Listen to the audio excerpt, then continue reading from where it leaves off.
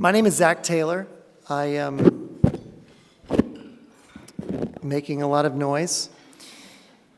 I'm the director of Psychotherapy Networker, and I have the distinct privilege of presenting the Psychotherapy Networker Lifetime Achievement Award, an award that has only been earned by a very few over the years.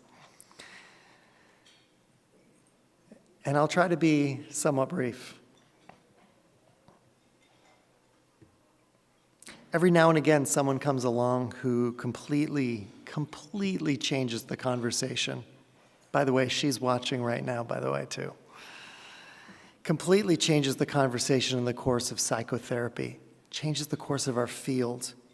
And this year's recipient has done all of it. As her research took shape in the 70s and 80s, she was beset by a field dominated by classical behaviorism, and almost entirely men. Love relationships were viewed as essentially a set of bargains and compromises. But where they saw bargains, she saw bonds. Fueled by the earlier work of John Bowlby, who many of you I know follow and read, and his attachment theory, she blazed a trail that would set the world of relationships and psychotherapy on absolute fire. Today, there is no serious researcher on love and relationships who doesn't take into account her work. And there is no couples therapy model in existence today with more robust outcome studies than her work on emotionally focused therapy for couples. But what a lot of people don't know is how unlikely any of that ever happened. She grew up as an only child in England, in her parents' pub, mostly spending time with the Navy sailors who were its main patrons. The first definition of love that she learned was from her mother, who said, "Oh, love is nothing more than a funny 5 minutes." Life challenged her, but in a way only she can do. She challenged it right back. And those who know her know that this is who she is. She spent her entire grade school years in Catholic school. The nuns were tough, as she recounts, and they scared her. But come to find out as an adult, she scared them right back. Much later in life, she reconnected with the head nun at her school who remembered her very well and said, "You were the most difficult student I ever taught." And today, she credits those nuns with teaching her how to think critically and how to stand up for what she believed. At 21 years old, she knew she had to leave and broaden her world. So she hopped on a boat to Canada, took a train across the country to Vancouver to attend the University of British Columbia. She showed up with $20 in her pocket and nowhere to stay. Nothing was ever handed to her. Drawing on her own experience as an outsider and as a young bartender, she would teach in an alternate school for kids for the next several years who were kicked out of the regular schools in Canada. This also wasn't easy work, but she faced impossible situations undeterred. After earning her doctorate, she took her now famed position at the University of Ottawa in 1984, where her work would explode. And her students, some of whom you'll see tonight in the upcoming video, flocked to learn about her new way of working with individuals, couples, and family that wasn't focused on behaviors, but on emotions. This is also where she met her loving husband, who's also watching right now, I am sure, John Douglas, who she married just 1 year after meeting him. It wasn't long before she was blazing a trail and taking on everything we thought we knew about relationships, and earned her stripes as one of the toughest fighters in psychotherapy. Those who know her know she never rests. Even now, she's just finished a children's book. She took up tango dancing 10 years ago, and she's launched a second approach to psychotherapy, emotionally focused individual therapy. Through all this, she started a revolution. But perhaps her story is best told through those who know her best, her friends and colleagues who followed her through the years. Let's watch.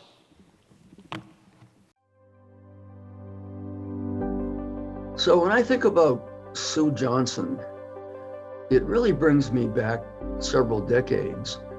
Sue was one of the creative and original therapists who began drilling down to what is it that a lot of different kinds of therapists do that's really effective. She began focusing on emotion as a basic element requiring attention in therapy before a lot of other people did. Now it's very popular. She was this kid from the Midlands in England. She grew up in a pub. Her father owned a pub. And so she had seen every kind of human interaction possible. She really brought into this field of couples therapy, which was very behavioral and cognitive, really brought emotion into it. And she succeeded in really showing that emotional interaction itself needed to be the substance of couples therapy. I was trained actually to stay away from emotion, right? Emotion was dangerous. It needed to be managed. It needed to be controlled. Whereas Sue wanted us to go to the heart of the matter, right? She wanted us to talk to people about how they felt inside. And that was hugely different from what I was used to. And I was really used to, really thinking about my clients rather than feeling into their experience. And that was another big shift.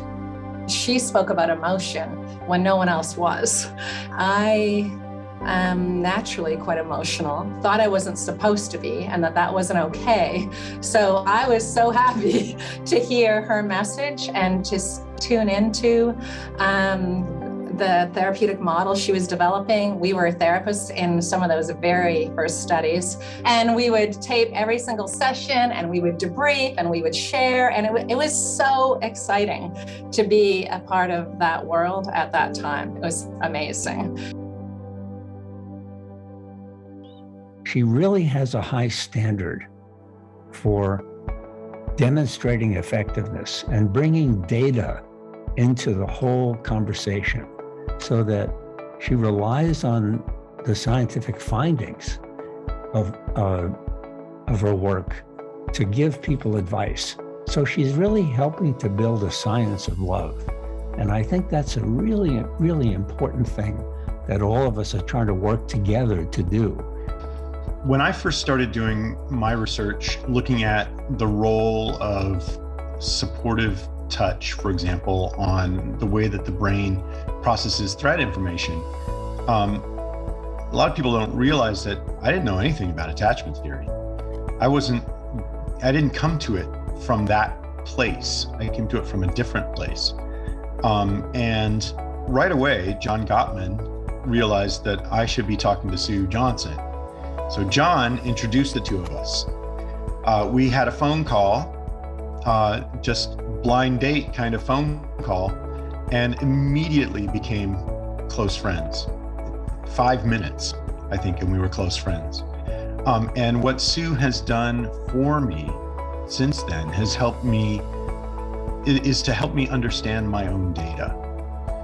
To work with a mind like Sue's, to look at my data, look at my results, and place them in a frame that makes them useful. She knows what they mean for people and for people that she works with. It's been a mind-blowing experience, a very growing experience for me. The first time I met Sue, I was totally intimidated. She was this, kind of red-haired firebrand with a fierce intelligence. The fact that Sue was one of the earliest pioneers in couples therapy and a researcher, a scientist, meant, of course, that she encountered a very sexist world. And she had to fight hard against some of the academic policies and so on around her and the stratification, shall we say, that existed in academia and particularly tried to keep women down. She fought hard against that, and she transcended that. So when I think about what people really need to know about Sue Johnson, is her tenacity and her determination. And she never gives up. When I would be like, oh my gosh, Sue, like, let's get out of this. There'd be conflicts in the hospital, or there'd be something, that seemed to me that the best strategy was to run. She would run into the fire, and she would, fight the fight. I was very impressed with her ability to communicate some of these concepts to large numbers of people. She definitely has a magnetic personality. She has some charisma to her. She's very engaging personality. People like to listen to her speak. And I think this is a trait that has been useful in any field, but it's been extraordinarily useful in our field, and I admire her for it. She has begun to make it her mission to teach the world about the science of love. And yet, while she's reaching for those kinds of heights, she continues to expand EFT into the nooks and crannies of psychological and clinical intervention. It's an extraordinary body of work, and it just grows and grows and grows. Sue's not out there for fame. She's not out there for fame. She's not out there for the money. She's really out there to do good, period. That's what she wants. She wants to bring to these clinicians clamoring for help methods that have very scientifically been proven, been shown to be effective, and she'll exhaust herself to do it. And celebrity or no celebrity, that's irrelevant to her. She simply wants to give clinicians help and support the way she'll do with her own couples as well when she sees them. And all with a great sense of humor. One of the things that I would love the world to know is that I consider her one of my close friends. And that manifests throughout all that we've done, working together on papers, working together on designing studies, talking about the meaning of the interventions that she does or the meaning of my data sets. She still wants to know how I'm feeling. She wants to know how are things going with my family and me. And it's mutual. Sue's brilliant, amazing. She's generous beyond belief, and she's so strong and so caring and supportive and validating. Everything that she teaches us around Rogerian reflections, and she lives. So yeah, she is an inspiration to me, a dear friend and colleague, and yeah, I'm grateful to know her and to have been and continue to be so impacted by her person and by her work. She's just a superb thinker, a great human being, and a wonderful, wonderful friend and a great therapist. So we have tremendous admiration for Sue.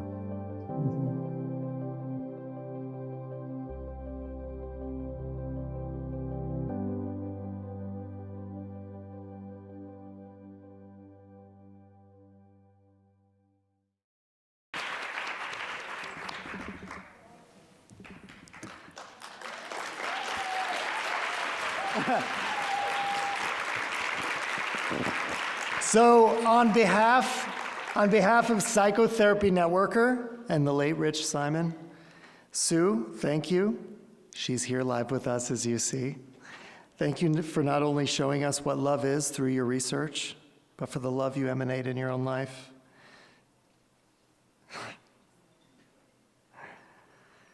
Sue, I hope you'll be able to see from home all the people who love you. As an emblem of our great appreciation and admiration, please accept the Psychotherapy Networker Lifetime Achievement Award. Everyone, I give you the best tango dancer in psychotherapy, Sue Johnson!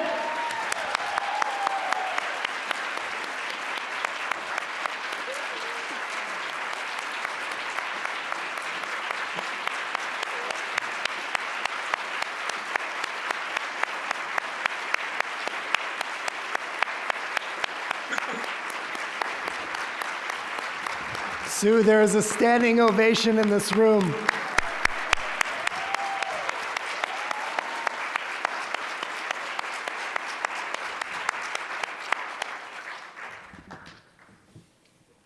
Whoa, that was quite something, Zach. I knew you were going to put me off balance, but I wasn't quite prepared.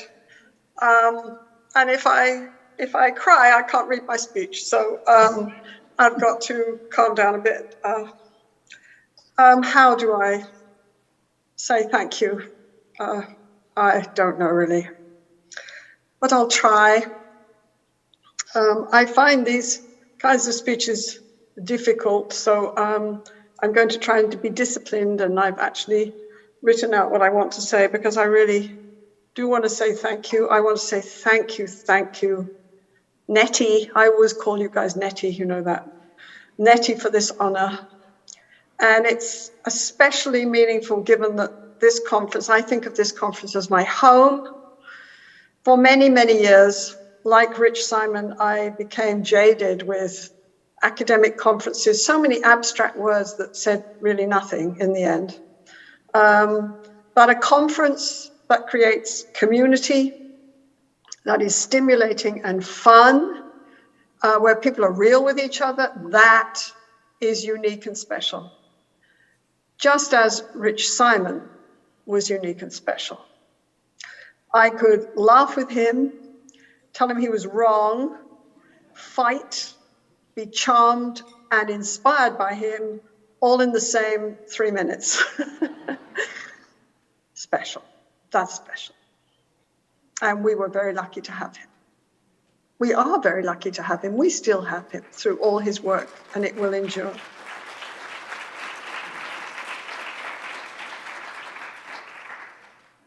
So how do you say thank you for something beautiful like this? Well, please know that behind me, there are a myriad of dedicated, brilliant colleagues. Apart from the colleagues you've seen on the screen, there are over 70 EFT trainers giving cutting-edge trainings all over the globe, in Egypt, Iran, Finland, North America, Australia, almost everywhere you can go. And there are 84 EFT communities with therapists dedicated to learning and growing EFT. I also have amazing research colleagues who can deal, which I can't anymore, with pernickety reviewers with grace. I would just, towards the end of my actively doing research, I would just lose my temper and not be able to reply. And of course, there's my wonderful, wonderful fellow authors.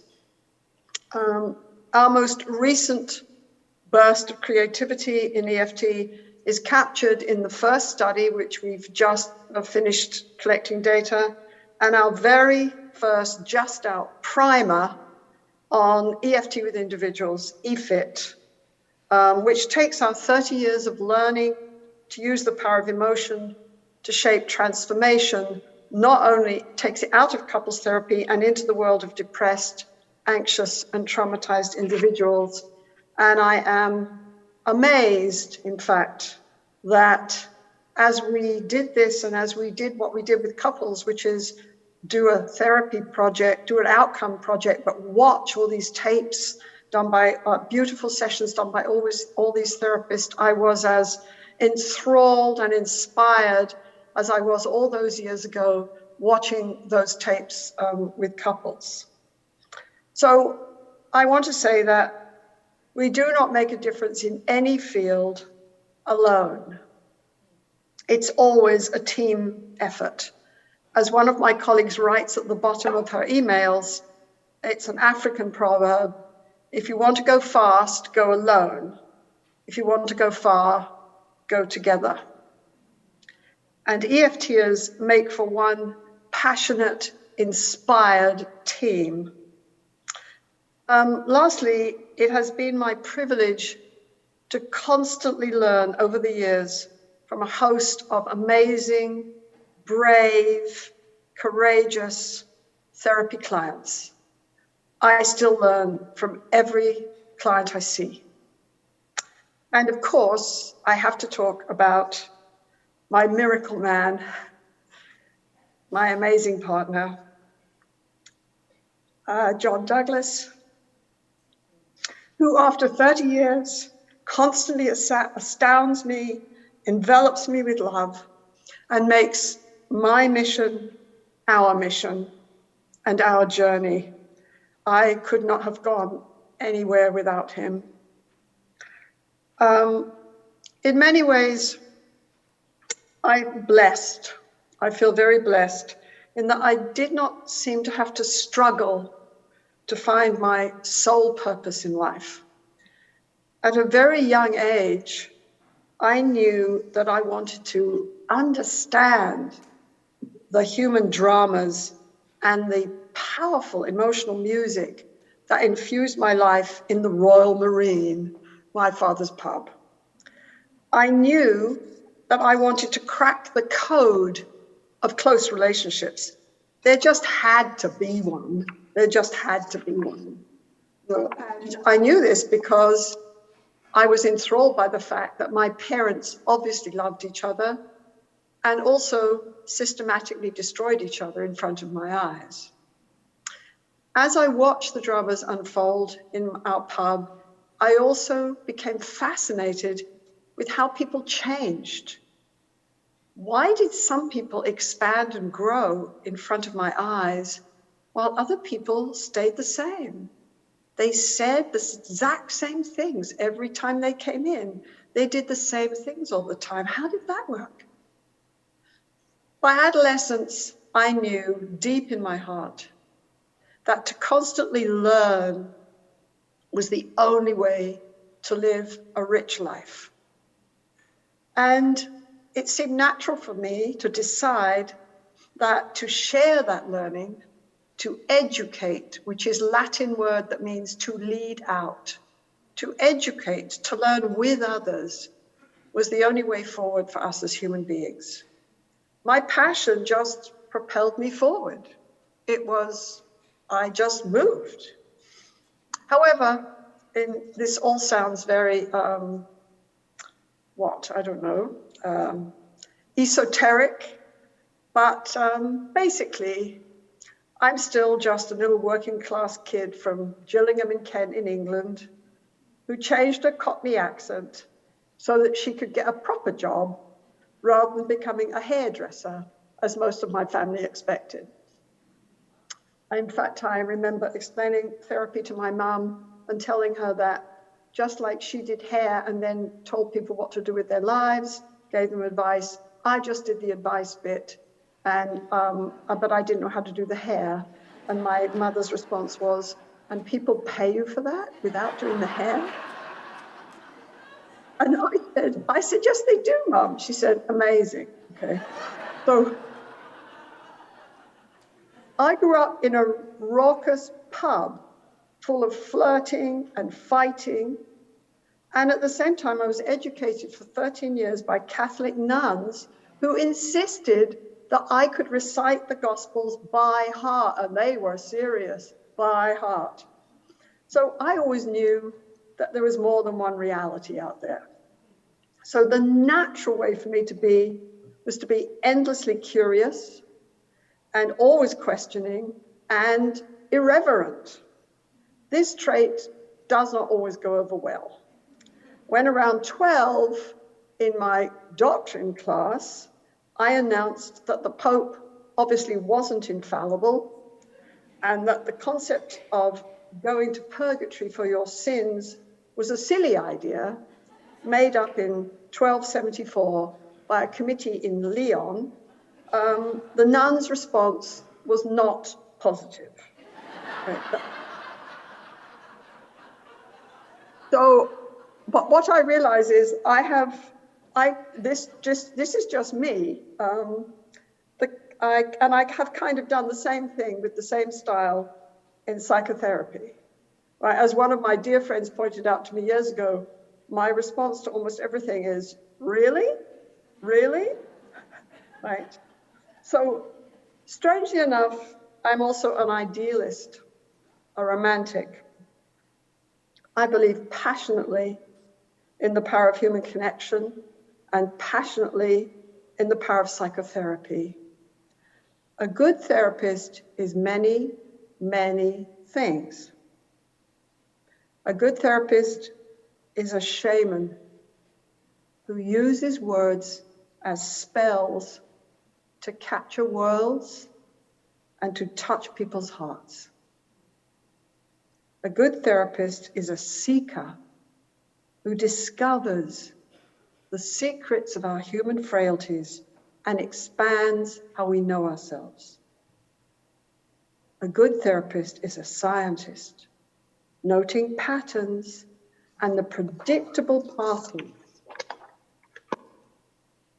down into rabbit holes or out into more aliveness and growth. We have much to offer the world, and the world needs us desperately. If we are, as a species, to survive at all, we must come to terms with our essential nature, and we must learn how to see and how to grow together. Finally, I hope this is a Lifetime Achievement Award, which is, wow. Deep inside, I still feel like I'm too young for that. I'm only about 25, actually. But, and people keep telling me, don't you get tired? What about your energy? And I keep saying, no problem. I don't have any problem with energy. And I hope that I and my colleagues will continue to contribute to this field for many years to come. First, to psychotherapy as a field, to our ability to systematically create corrective emotional experiences in session. I know we can do that. Secondly, I hope we continue to contribute to attachment science. For me, this science is the psychological equivalent of Einstein's formula E equals mc squared, and can change our field just as Einstein's formula changed physics. Third, I hope we can contribute to pinpointing how, with intention and precision and compassion, we can play our small part in helping to bring us all out of the darkness into the light, into a truly human civilization. I think sometimes we feel like we're there, but I'm not persuaded. Mahatma Gandhi was asked once in England what he thought of British civilization, and he said he thought it would be a very good idea. So although this is a Lifetime Achievement Award, and it's an amazing honor, to be honest, I don't quite know how to take it in. I was taught as a young female child that I must not get something called a swelled head. I don't quite know what that is, but it sounds very dangerous. So I don't quite know what to do with this amazing love and appreciation and recognition from you all. But I want to tell you that I don't feel done yet. I have just written, it's not really a children's book, it's a book for 9 to 90-year-olds, and it came out of playing with my granddaughter. So I'm still intoxicated by my sole purpose, and I thank you all for being an amazing part of that. I'm very honored. I thank you all.